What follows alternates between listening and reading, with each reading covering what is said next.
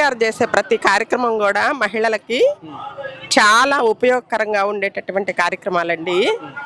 నిరుపేదలకి గృహం అనేది లేకుండా మరి ఇబ్బందులు పడతా ఎన్నో నెలల నుంచి అద్దెలకుంటూ చాలా బాధలు పడే వాళ్ళకి ఆయన సొంత ఇల్లు అనేది ఇవ్వటం అనేది అందరూ కూడా చాలా సంతోషపడే విషయం, అసలు మహిళలు గర్వపడే విషయం అనమాట. ఇప్పుడు ఈ స్థలాలు ఏవైతే ఉన్నాయో మహిళల పేర్ల మీద రిజిస్ట్రేషన్ చేశారు, ఆడవాళ్లే హక్కుదారులు.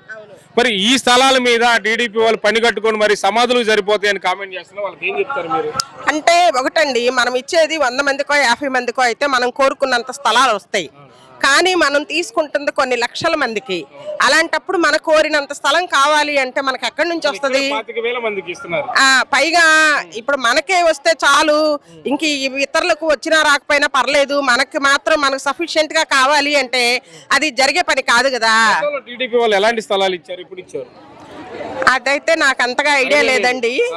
కానీ ఏంటంటే వాళ్ళు ఇచ్చింది టిట్కో హౌసెస్ ఇచ్చారు, కానీ అది అపార్ట్మెంట్ లెవెల్లో ఇచ్చారు.